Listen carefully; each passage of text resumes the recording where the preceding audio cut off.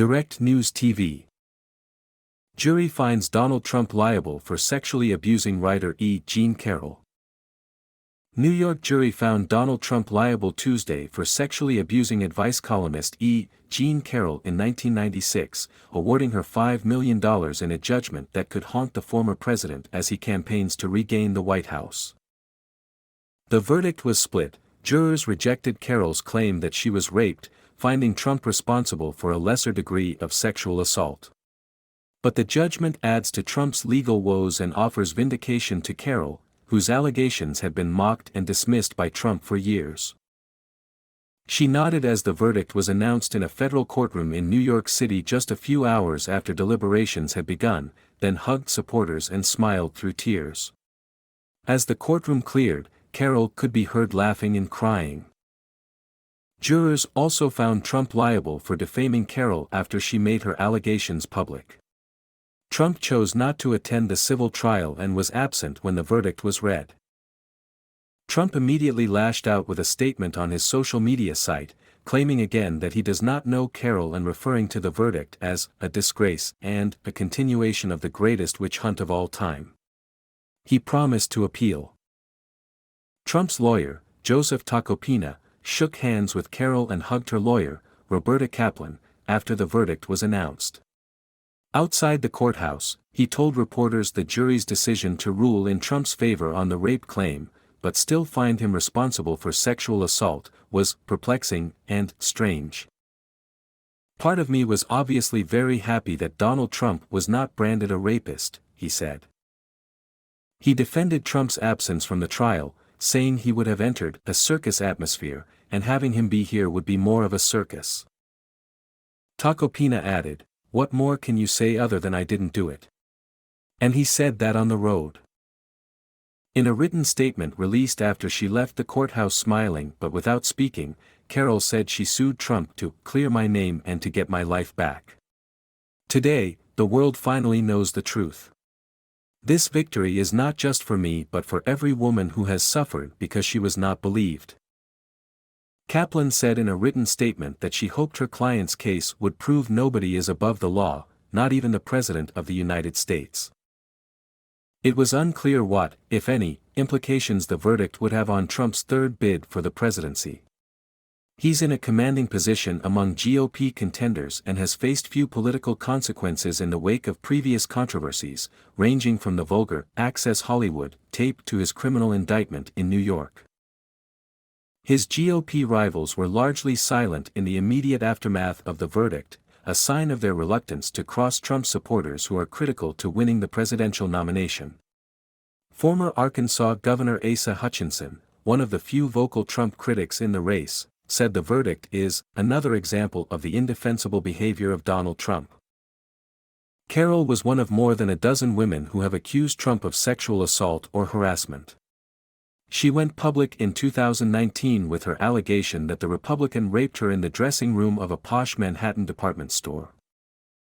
Trump, 76, denied it, saying he never encountered Carroll at the store and did not know her. He has called her a nut job who invented a fraudulent and false story to sell a memoir. Carroll, 79, had sought unspecified damages, plus a retraction of what she said were Trump's defamatory denials of her claims. The trial revisited the lightning rod topic of Trump's conduct toward women.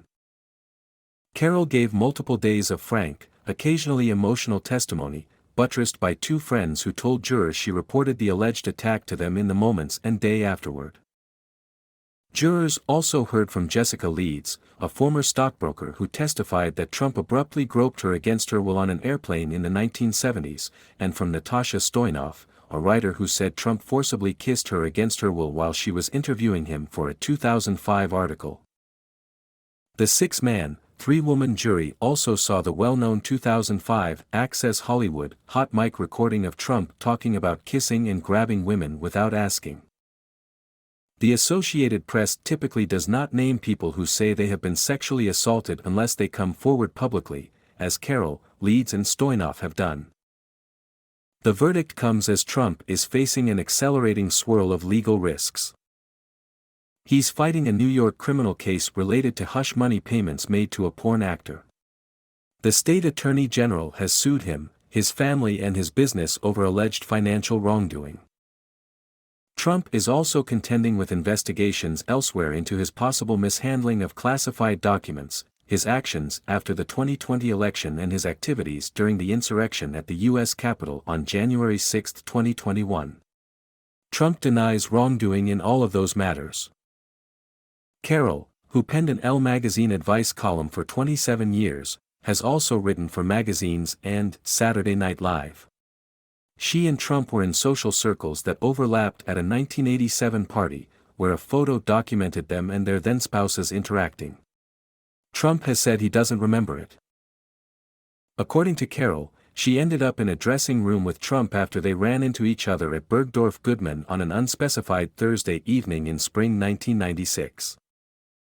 They took an impromptu jaunt to the lingerie department so he could search for a women's gift, and soon were teasing each other about trying on a skimpy bodysuit, Carroll testified. To her, it seemed like comedy, something like her 1986 Saturday Night Live sketch in which a man admires himself in a mirror. But then, she said, Trump slammed the door, pinned her against a wall, planted his mouth on hers, yanked her tights down and raped her as she tried to break away. Carroll said she ultimately pushed him off with her knee and immediately left the store. I always think back to why I walked in there to get myself in that situation, she testified, her voice breaking, but I'm proud to say I did get out. She soon confided in two friends, according to her and them. But she never called police or told anyone else, or noted it in her diary, until her memoir was published in 2019.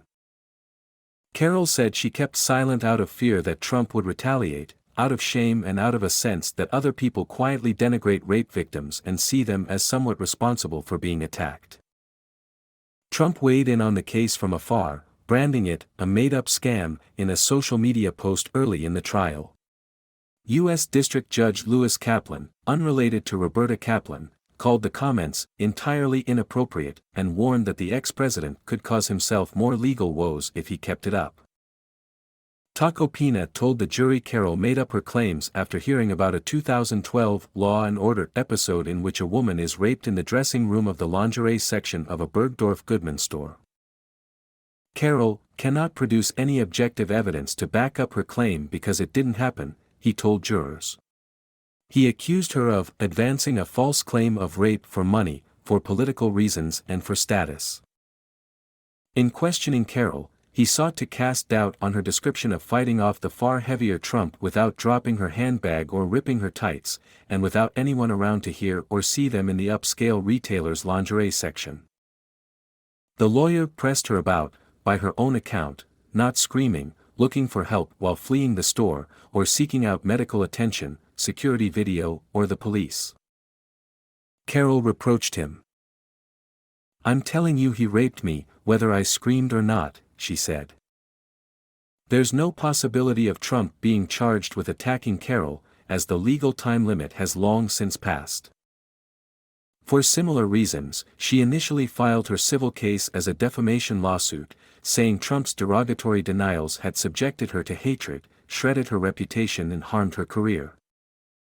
Then, starting last fall, New York State gave people a chance to sue over sexual assault allegations that would otherwise be too old. Carroll was one of the first to file. My name is Kingsley. Please like, share, subscribe and hit that notification bell so you can be the first to be notified whenever we post. You won't regret it.